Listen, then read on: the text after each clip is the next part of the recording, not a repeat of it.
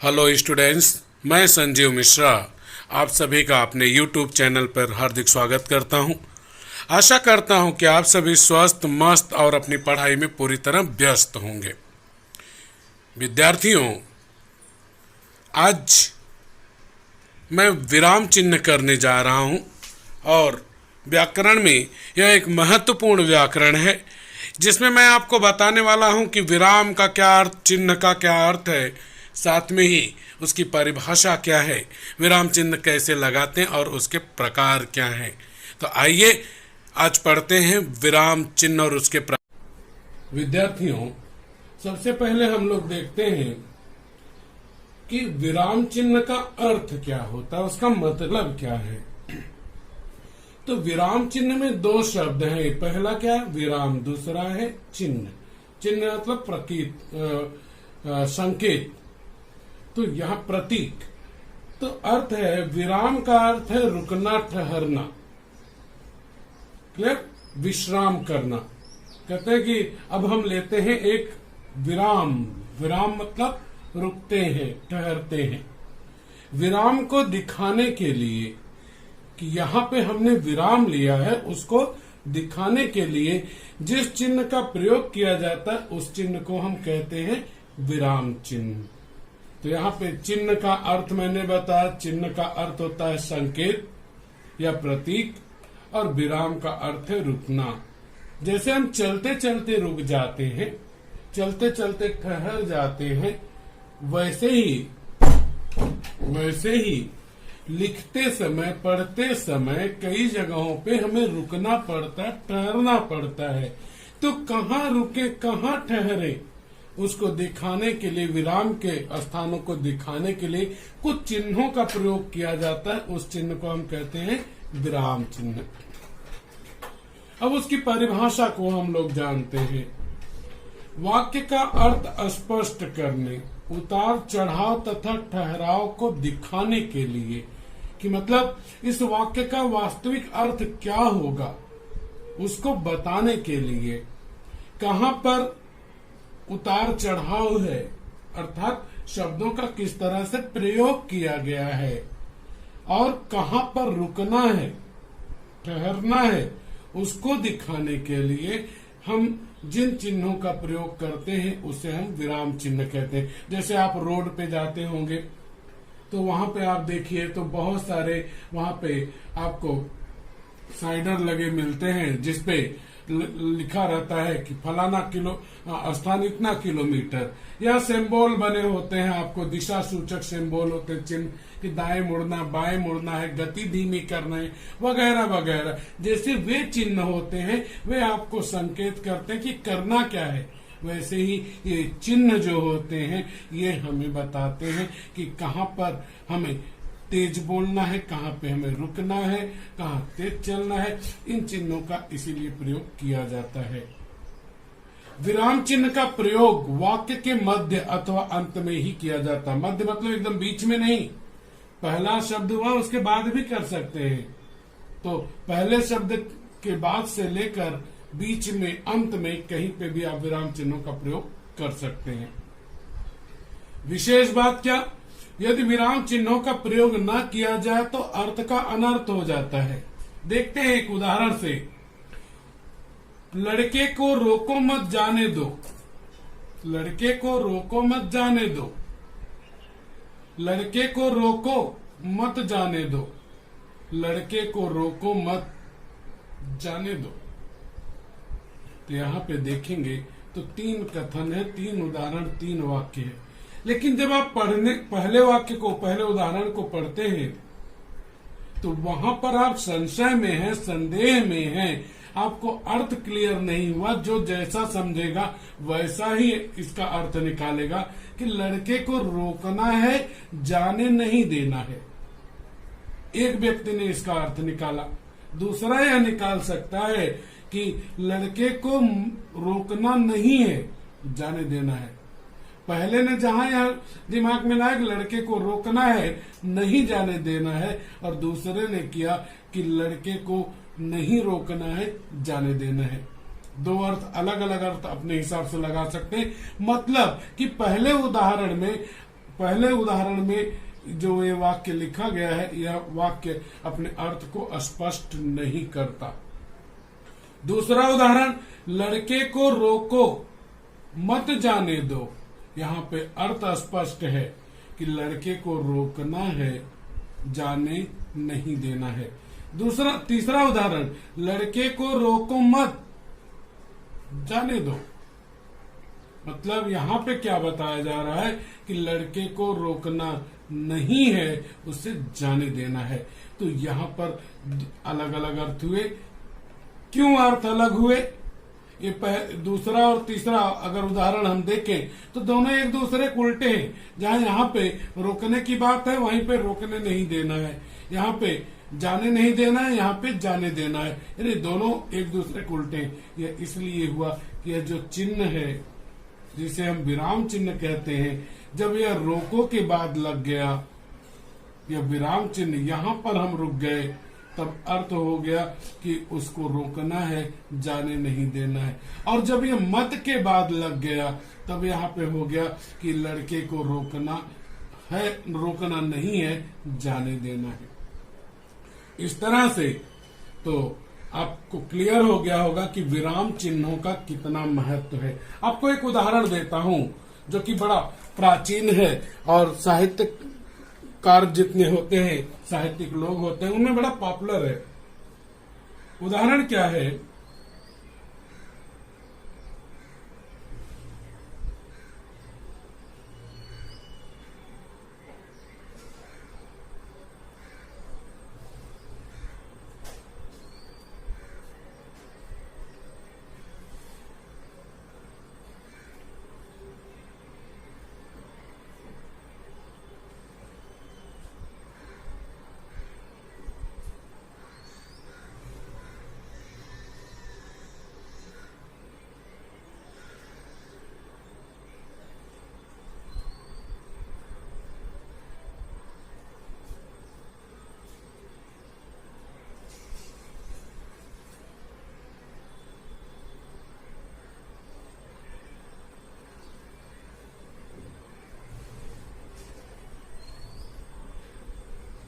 उदाहरण यह है, बड़ा फेमस उदाहरण है, काग दही के कारण आपन प्राण गवायो। अब इस उदाहरण के अर्थ को हम समझते हैं। काग मतलब कौवा, दही आप जानते हैं, दही पाने की चाहत में कौवे ने अपने प्राण से हाथ धो दिए। बराबर है। अब वहीं पर इन शब्दों को, इन अक्षरों को थोड़ा अलग लिख दिया गया।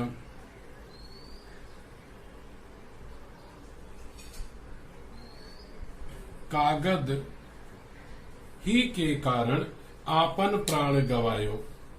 कागद ही के कारण आपन प्राण गवायो। अब यहां पर यह कौवे के लिए जहां पे था, वहीं पर यह हो गया जो क्लर्क होते हैं, कागज लिखते पढ़ते रहते हैं, कागज को तैयार करते करते उनके अपने प्राण चले जाते हैं।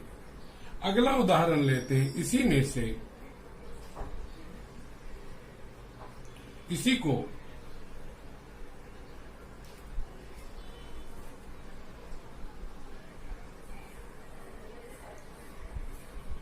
अगला हो गया, कागदही के कारण आपन प्राण गवायो। का मतलब क्यों? गदही मतलब गधे की पत्नी, जो गधे का उपयोग करते हैं, गधे के द्वारा सामान की ढुलाई करते हैं, वह व्यक्ति गधे के कारण अपने प्राण को गवा दिया। अर्थात गधा अगर गुम हो गया तो उसके सारे कार्य रुक जाएंगे। तो यहाँ पे ये जो 4 अक्षर हैं, ये चारों अक्षर अलग अलग के साथ जुड़ करके अलग अलग अर्थ देते। वैसे ही विराम चिन्ह है हमारे, जहां पर लग जाएंगे वहीं पर उसका अर्थ दे देते हैं। रुको मत जाओ, रुको मत जाओ। तो यहाँ पे आशा है कि आपको विराम चिन्ह का अर्थ, उसकी परिभाषा और विराम चिन्ह का महत्व, कि अगर नहीं लगाए तो क्या होगा, अर्थ का अनर्थ होगा। और लगता कहाँ है? वह आपको पूरी जानकारी मिल चुकी होगी। आगे हम लोग अब देखेंगे कि विराम चिन्ह के प्रकार कौन कौन से, उनके चिन्ह कौन कौन से हैं, कहां पर कौन सा विराम चिन्ह लगाते हैं और उसका उपयोग कैसे किया जाता है, कैसे हम विराम चिन्ह लगा सकते हैं। तो अब हम देखते हैं विराम चिन्ह के प्रकार और उनके प्रयोग के नियम कि विराम चिन्ह का प्रयोग हम किन स्थानों पर कहां पर किया करते हैं। तो इसमें देखेंगे आप तो अलग अलग कॉलम बने हैं। पहला क्रम, फिर विराम चिन्ह का नाम, फिर आगे विराम चिन्ह, उनके चिन्ह लिखे गए हैं, फिर प्रयोग के नियम अर्थात किन स्थानों पर ये विराम चिन्ह प्रयोग में लाए जाते हैं, फिर उसके उदाहरण, प्रयोग किए गए उदाहरण। तो विराम चिन्हों में पहला विराम चिन्ह है पूर्ण विराम चिन्ह। उसका चिन्ह है एक खड़ी पाई, यानी उसमें एक खड़ी लाइन खींच देते हैं आप, तो वह विराम चिन्ह कहलाता है पूर्ण विराम चिन्ह। ये प्रयोग में कहां पे लाया जाता है, किस जगह पर इसका प्रयोग किया जाता है पूर्ण विराम का? वाक्य के अंत में, अर्थात वाक्य पूरा होने के बाद अंत में हम इस पूर्ण विराम चिन्ह का प्रयोग किया करते हैं। साथ में ही यह भी बात ध्यान में रखनी चाहिए कि पूर्ण विराम चिन्ह का प्रयोग प्रश्नवाचक वाक्य में नहीं होता। जहां पर प्रश्नवाचक वाक्य होगा वहां पर पूर्ण विराम चिन्ह का प्रयोग नहीं होगा। मतलब या तो पूर्ण विराम लगेगा या तो प्रश्नवाचक चिन्ह लगेगा। तो प्रश्नवाचक वाक्य जो होंगे उनमें पूर्ण विराम का चिन्ह नहीं लगेगा। कुल मिलाकर किसी भी वाक्य के पूरा होने पर उसके अंत में हम पूर्ण विराम चिन्ह का प्रयोग करते हैं। जैसे छात्र पढ़ रहे हैं, ये पूर्ण विराम चिन्ह हुआ हमारा। दूध बेचना उनका धंधा नहीं था, वाक्य पूरा हुआ, वाक्य के अंत में हमने पूर्ण विराम चिन्ह लगा दिया। तो यह चिन्ह हमारा कहलाता है पूर्ण विराम चिन्ह। दूसरे प्रकार का जो विराम चिन्ह है वह है अल्प विराम चिन्ह। अल्प मतलब ही होता है थोड़ा, विराम मतलब रुकना, थोड़ी देर के लिए रुकना। पूर्ण विराम, पूर्ण मतलब पूरी तरह से विराम, पूरी तरह से रुकना। अल्प विराम अर्थात थोड़ी देर के लिए रुकना। अल्प विराम चिन्ह का जो विराम चिन्ह है वह है यह टेढ़ा सा। कहाँ पे यह अल्प विराम चिन्ह प्रयोग में लाया जाता है वह देखते हैं। जब कम समय तक रुकना हो, वाक्य को पढ़ते समय या लिखते समय यदि हमें कम समय तक रुकना पड़ता है तो वहां पर हम अल्प विराम चिन्ह का प्रयोग किया करते हैं। दूसरी बात, जब एक जैसी चीजें हों और उनको अलग अलग करना हो, एक जैसी चीजें हों और उनको अलग अलग करना हो, तब वहां पर हम अल्प विराम चिन्ह का प्रयोग किया करते हैं। तो ये बातें आपके दोनों बातें जेहन में होंगी, आराम से आप अल्प विराम चिन्ह का प्रयोग कर सकते हैं। पहली क्या है, जब कम समय तक हमें रुकना हो तब वहां पे अल्प विराम का प्रयोग करेंगे, जैसा उसके नाम में ही है। या जब एक जैसी चीजें हों, एक जैसी बातें हों, एक जैसी घटनाएं हों, एक जैसे लोग हों, एक लोगों के नाम हों, किसी के भी नाम हों, एक जैसी वस्तुएं हों, तब वहां पर उनको अलग अलग दिखाने के लिए हम अल्प विराम चिन्ह का प्रयोग करते हैं। देखते हैं, पहले उदाहरण में ही इसका है, राम, श्याम और रमेश एक साथ विद्यालय जाते हैं। अब यहाँ पर देखेंगे आप तो अलग अलग लोगों के नाम हैं, उनको अलग अलग दिखाने के लिए एक जैसे नाम है, इनको अलग अलग दिखाने के लिए हमने अल्प विराम का प्रयोग किया। ठीक इसी तरह से माँ बाजार से दूध, शक्कर, घी, दही, मक्खन इत्यादि लेकर आई, तो वहां पे कहाँ पे दूध, दही, घी, शक्कर, मक्खन सबके बीच में बाद में हम क्या लगाएंगे, अल्प विराम लगाएंगे। गंगा यमुना सरस्वती भारत की पवित्र नदियां हैं, तो गंगा, यमुना, सरस्वती इनके बीच में अल्प विराम आएगा। तो क्लियर हो गया होगा आपको। जब कम समय तक रुकना हो, जैसे यहाँ पे देखिए, ठहरो मैं माँ को बुलाकर लाता हूँ। अब इस वाक्य में देखिए तो ठहरो यहाँ पर जो है हमने अल्प विराम लगाया, क्योंकि यहाँ पर हमें बहुत थोड़े समय के लिए रुकना था, इसलिए हमने यहाँ पे अल्प विराम लगाया। मैं माँ को बुला कर लाता हूँ, यहाँ पर भी हमने पूर्ण विराम लगाया क्योंकि वाक्य पूरा हो गया। तो दो, जब कम समय तक हमें रुकना हो वाक्य में, ये दो वाक्य नहीं हुए, एक ही वाक्य हुआ, तो वहां पे जब हम कम समय तक रुकेंगे तो वहां पर हम अल्प विराम चिन्ह लगाएंगे। अगला है अर्ध विराम। अर्ध मतलब आधे पे, अर्ध मतलब आधा, विराम मतलब विश्राम लेना, रुकना। जब आधे पर हम रुकते हैं, या इसका जो है बड़ा भाई आप कह सकते हैं, अल्प विराम का बड़ा भाई अर्ध विराम, आधे वाक्य में रुकते हैं, विश्राम करते हैं, तब वहां अर्ध विराम चिन्ह लगाते हैं। अल्प विराम का नीचे वाला भाग अल्प विराम का, ऊपर एक बिंदी दे देते हैं, डॉट लगाते हैं, तो वह अर्ध विराम का चिन्ह होता है। तो देखते हैं कि अर्ध विराम अर्थात वाक्य में आधी जगह जब रुकेंगे तो वहां पे हम लगाते हैं, तो कि इसका प्रयोग कहाँ कहाँ पे हम वाक्य में करेंगे उसे देखते हैं। पहली बात, जब अधिक समय रुकना हो, मतलब अल्प विराम से ज्यादा समय तक हमें वाक्य में रुकना पड़ेगा, तब वहां पर हम अर्ध विराम चिन्ह का प्रयोग करेंगे। दूसरी बात, दो वाक्यों के बीच में, दो वाक्यों या वाक्यांशों आप कहें, दो वाक्यों या वाक्यांशों के बीच में, वाक्यांश क्या होते हैं? वाक्य के अंश होते हैं, वाक्य के भाग होते हैं, वे पूरे वाक्य नहीं होते हैं। तो दो बातें हैं, दो जगह अर्ध विराम लगाते हैं। जब अधिक समय रुकना होता है, अल्प विराम से ज्यादा रुकना होता है, या फिर दो वाक्यों के बीच में हम अर्ध विराम चिन्ह का प्रयोग करते हैं। अब देखते हैं, एक ही उदाहरण में ये दोनों नियम स्पष्ट हैं। उसने परिश्रम किया था, यहाँ पे देखिए अर्ध विराम लगाया। क्यों? पहली बात, ये दो वाक्य हो गए, यहाँ पे एक वाक्य है, एक वाक्य है, दो वाक्य हैं, दोनों वाक्यों के बीच में हमने लगा दिया। और दूसरी बात कि हमें अल्प विराम से ज्यादा रुकना है। जैसे यहाँ पे देखेंगे, राम श्याम और सुरेश एक साथ विद्यालय जाते हैं। राम श्याम और सुरेश, राम श्याम लगातार बोल रहे हैं, थोड़ी मुंह से सांस ले रहे हैं, थोड़ा सा रिलैक्स कर रहे हैं।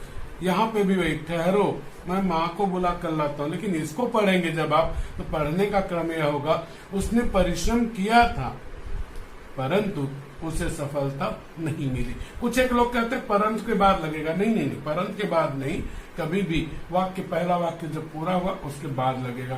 तो यहाँ पे अर्धविराम चिन्ह हमने लगाया है। तो इसका नियम ध्यान रखें, जब अधिक समय रुकना हो आपको तब, और दो वाक्यों के बीच में तब हम अर्धविराम का प्रयोग करते हैं, जब अधिक समय के लिए हम रुकते हैं। एक विशेष बात भी है इसमें, आजकल अर्धविराम की जगह अल्प विराम का प्रयोग किया जाता है, अर्थात लगभग किताबों में से अर्धविराम चिन्ह का प्रयोग गायब ही हो गया है। अब केवल अर्धविराम की जगह अल्प विराम का प्रयोग होने लगा है। कहने का मतलब यहाँ पे हम इस डॉट को, इस बिंदी को हटा देंगे, केवल अल्प विराम लगाने लगे हैं। क्लियर है? तो अब आगे बढ़ते हैं। हमारा चौथा विराम चिन्ह है जिसका नाम है प्रश्नवाचक विराम चिन्ह। प्रश्नवाचक चिन्ह, प्रश्नवाचक चिन्ह में कौन सा चिन्ह होता है? यह, इससे भली भात परिचित होते हैं। तो कुछ एक लोग होते हैं जिनके चेहरे पे भी क्वेश्चन मार्क रहता है, इंग्लिश में आप क्वेश्चन मार्क कहते हैं, ये प्रश्नवाचक चिन्ह हुआ। प्रश्नवाचक चिन्ह लगाते कहाँ कहाँ पे हैं? जब प्रश्न पूछना होता है तब वाक्य के अंत में लगाते हैं। इसका एक ही नियम है, जब आपको प्रश्न पूछना होगा तब आपको वाक्य के अंत में लगाना है। मतलब जो WH क्वेश्चन होते हैं आपके, कब, क्या, कहाँ, कौन, कितना, कैसे, किस लिए, तो वहां पे जब वाक्य में ये शब्द होंगे आपके, तब वहां पर वाक्य के अंत में आप प्रश्नवाचक चिन्ह लगाएंगे। जैसे यह गाय क्या आप लोगों की है? यहाँ पे प्रश्न पूछा गया क्या के द्वारा, तो हमने प्रश्नवाचक चिन्ह लगा दिया वाक्य के अंत में। तुम कौन हो, यहाँ पे प्रश्न पूछा गया, इसलिए यहाँ पे वाक्य के अंत में हमने प्रश्नवाचक चिन्ह लगा दिया। तो जब प्रश्न पूछना होता है तो वाक्य के अंत में हम प्रश्नवाचक चिन्ह का प्रयोग करते हैं।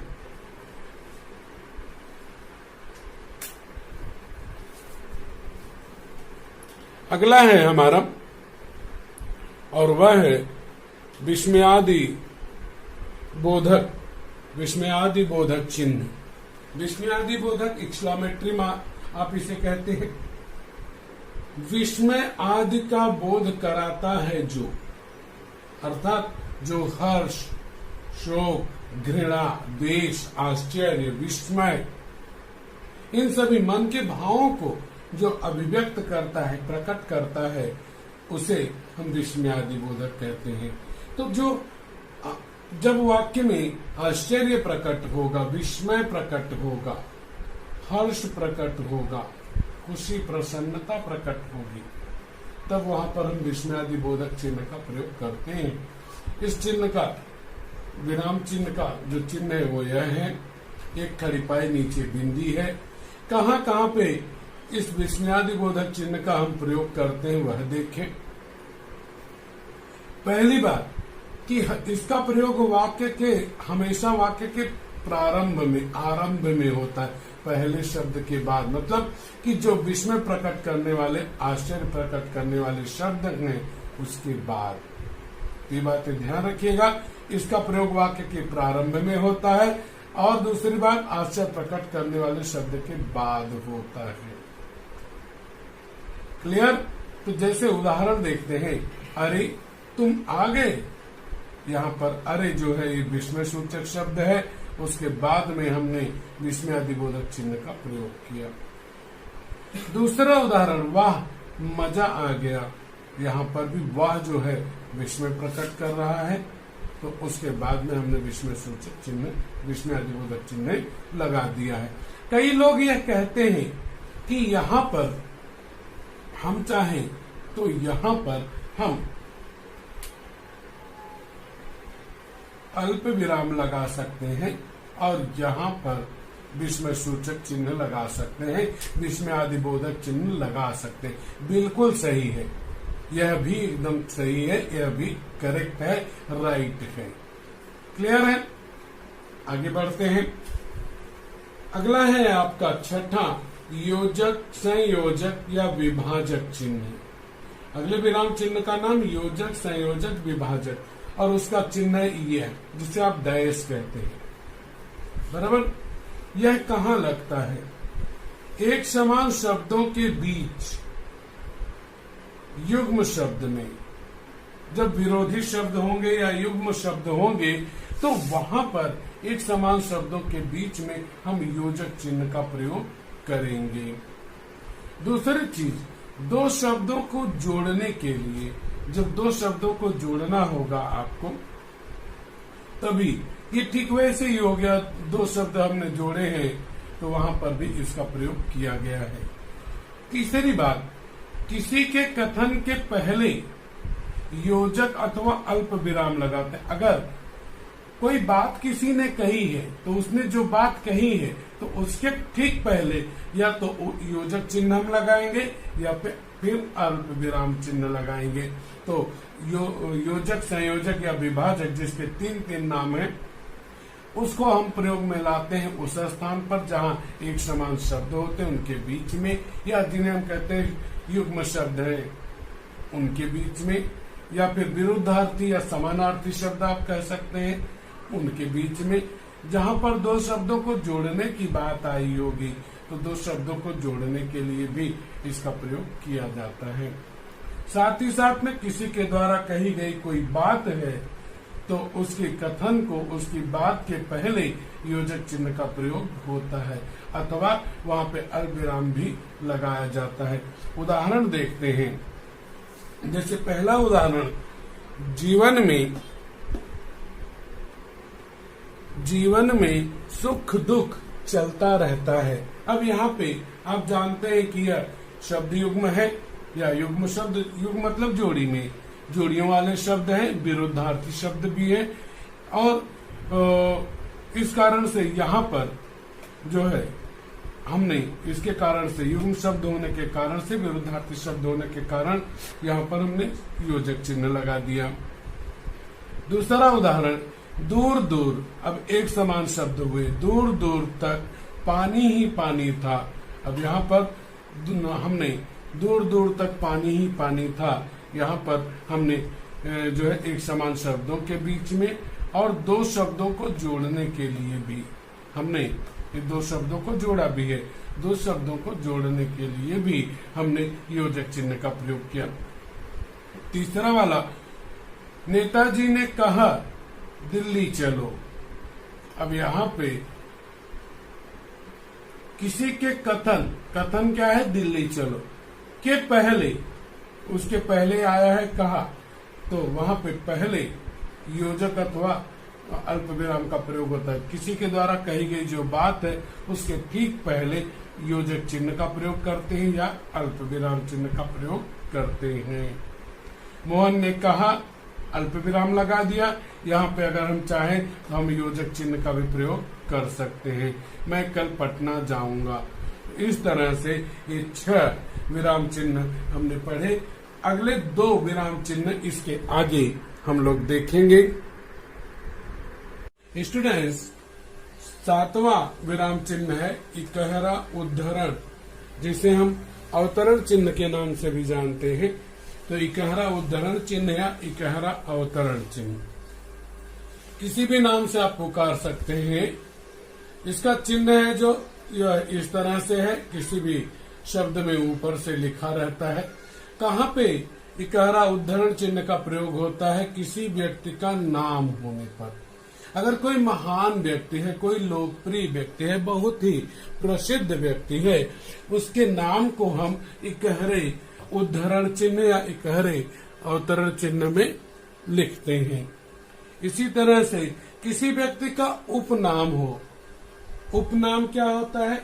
लोग अपना नाम, खास करके कवि वगैरह लोग जो होते हैं, वे लोग अपना नाम एक उपनाम रखते हैं, सब नेम कह सकते हैं आप। उस उपनाम को आप इकहरा अवतरण या इकहरा उद्धरण चिन्ह में लिखेंगे। ठीक इसी तरह से किसी पुस्तक, ग्रंथ या किसी की खोज का नाम हो, उसे भी आप इकहरा उद्धरण चिन्ह के अंतर्गत लिखते हैं। देखते हैं उदाहरण में, सूर्यकांत त्रिपाठी निराला द्वारा लिखित काव्य सरोज स्मृति श्रेष्ठ काव्य है। अब यहाँ पर यह जो है कवि का नाम है सूर्यकांत त्रिपाठी, यह उनका उपनाम है निराला, और सरोज स्मृति उनके द्वारा लिखी गई एक किताब है, एक कविता है। सरोज स्मृति कविता है। उस कविता को, उनके द्वारा लिखी गई उस पुस्तक को हमने इकहरे अवतरण में लिख दिया। ठीक इसी तरह से गोस्वामी तुलसीदास जी ने श्री रामचरितमानस लिखा। श्री रामचरितमानस को इकहरे उद्धरण चिन्ह में। डॉक्टर कलाम ने अग्नि मिसाइल बनाया है। डॉक्टर कलाम किसी का नाम है इकहरे अवतरण चिन्ह में, और उनके द्वारा जिसकी खोज की गई उसे भी इकहरे अवतरण चिन्ह में लिखा। तो कहने का मतलब यह, किसी व्यक्ति का नाम, उपनाम, किसी पुस्तक या किसी की खोज का नाम जो है उसे इकहरे अवतरण या इकहरे उद्धरण चिन्ह में लिखते हैं। अगला दोहरा उद्धरण चिन्ह या दोहरा अवतरण चिन्ह, दोनों में जमीन आसमान का अंतर है। दोहरा उद्धरण या दोहरा अवतरण चिन्ह इस तरह से दिखाते हैं, डबल इन्वर्टेड कॉमा इंग्लिश में आप कहते हैं। इसका उपयोग कहाँ पे हम करते हैं? किसी व्यक्ति के द्वारा कही गई बात को ज्यों का त्यों लिखना हो। जब किसी व्यक्ति के द्वारा कही गई बात को ज्यों का त्यों, मतलब जैसा उसने कहा है आप वैसा ही जब लिखते हैं, तब वहां पर उसकी कही गई बात को, जितनी बात उसने कही है, उसको दोहरे अवतरण में लिखेंगे। क्लियर होगा? तो यहाँ पे उदाहरण में देखते हैं, लेखक पहले ही पूछ लेता। अब जो बातें वह पूछ रहा है, जो बातें वह कह रहा है, उसको दोहरे अवतरण में भोग क्या क्या लगेगा, तो उसने क्या कहा, कौन सी बात कही, भोग क्या क्या लगेगा, उसके द्वारा, लेखक के द्वारा कही गई बात को हम यहाँ पे दोहरा उद्धरण चिन्ह के अंतर्गत लिख रहे हैं। एक वाक्य में एक साथ कई विराम चिन्ह आ सकते हैं। जैसे यहाँ पे देखेंगे आप, तो यहाँ पे अल्प विराम आएगा, तो अल्प विराम के नियम में आप जाएंगे तो वहां पर आप पाएंगे कि जब किसी के द्वारा कहा गया कथन हो तो कथन के ठीक पहले अल्प विराम चिन्ह लगता है, इसलिए यहाँ पे अल्प विराम लगाया हुआ है। यहाँ पे चूंकि प्रश्न पूछा गया इसलिए प्रश्नवाचक चिन्ह भी है। कही गई बात है तो जो बात कही गई है दोहरे उद्धरण में है। यहाँ पे देखेंगे तो यहाँ पे आपका योजक चिन्ह भी है क्योंकि एक समान शब्द है। तो इस तरह से एक वाक्य में कई विराम चिन्ह लगते हैं। बोर्ड एग्जाम में एक वाक्य में आपको 2 विराम चिन्ह लगाने होंगे। अगर आपको इस तरह से ये सब हटा दिया गया यहाँ पे, तो एक विराम चिन्ह दोहरा उद्धरण चिन्ह है, एक अल्प विराम चिन्ह है, एक प्रश्नवाचक चिन्ह और ये जो है योजक चिन्ह, 4 चिन्ह है। यहाँ पे मान लिया उसने योजक चिन्ह लगा दिया, यहाँ पे अल्प विराम लगा दिया, तो आप लगा के देगा प्रश्न में। अब आपको उत्तर में केवल ये दोनों लगाने होंगे। तो आपको एग्जाम में, परीक्षा में केवल 2 विराम चिन्ह एक वाक्य में लगाने होंगे। अगर कहीं नहीं लगा रहे तो चारों लगा दीजिए, कोई 2 माना जाएगा। तो यहाँ पे देखेंगे तो कही गई बात को हमने दोहरे अवतरण चिन्ह में लिखा। साथ ही साथ मैंने यह भी बताया कि किसी के द्वारा कही गई बात के पहले, कथन के पहले अल्प विराम चिन्ह लगाते हैं, वो लगा दिया। एक समान शब्द थे, शब्द युग्म थे, उनके बीच में योजक चिन्ह लगा दिया। प्रश्न पूछा गया इसलिए प्रश्नवाचक चिन्ह हो गया। आगे देखते हैं, काकी ने पूछा क्या तुम्हारी अम्मा ने दिया है। अब यहाँ पे जिसे मैंने बताया भी था, आपको याद होगा, योजक चिन्ह में किसी के द्वारा कही गई बात के ठीक पहले भी योजक चिन्ह लगाया जाता है, चाहे योजक लगाइए चाहे वहां पे अल्प विराम लगाइए। तो यहाँ पे योजक लगाया गया। तो जो काकी ने पूछा है, जो बात काकी ने कही है, उसको हमने क्या किया, दोहरे उद्धरण चिन्ह में लिख दिया। उसके बाद प्रश्न पूछा गया यहाँ पे, इसलिए प्रश्नवाचक चिन्ह हो गया। मुझे लगता है कि आप सभी को यहाँ पे पूरा का पूरा क्लियर होगा कि पूर्ण विराम चिन्ह का चिन्ह क्या है, कहाँ पर लगाते हैं। इसके बाद अल्प विराम चिन्ह का चिन्ह क्या है, कहाँ पर लगाते हैं। अर्ध विराम चिन्ह का चिन्ह क्या है और कहाँ पे लगाएंगे। विस्मयादि बोधक चिन्ह का चिन्ह कहाँ क्या है और कहाँ पे उसका उपयोग होता है। प्रश्नवाचक चिन्ह का चिन्ह क्या होता है और उसका प्रयोग कहाँ किया जाता है। योजक, संयोजक, विभाजक, यह जो चिन्ह है इसका चिन्ह कैसा होता है और इसका उपयोग हम वाक्य में किस जगह करते हैं। इकहरा उद्धरण या इकहरा अवतरण चिन्ह कैसा होता है और उसका प्रयोग वाक्य में कहाँ किया जाता है। दोहरा उद्धरण या चिन्ह या दोहरा अवतरण चिन्ह का चिन्ह कैसा होता है और उसका उपयोग वाक्य में कब और कहाँ किया जाता है।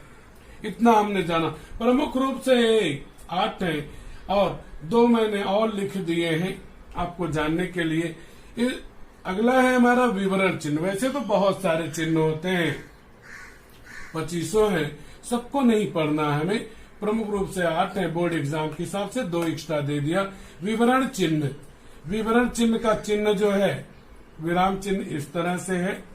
कहाँ उपयोग में लाया जाता है, जब वो वाक्यांश के बारे में विस्तार से कहना होता है, यानी कोई वाक्य नहीं, वाक्य का अंश है, उसके बारे में आपको विस्तार से बताना है, तब वहां पे उस वाक्यांश के बाद आपको विवरण चिन्ह का उपयोग करना चाहिए। जैसे यहाँ पे देखेंगे, मुझे निम्नलिखित पुस्तकें चाहिए।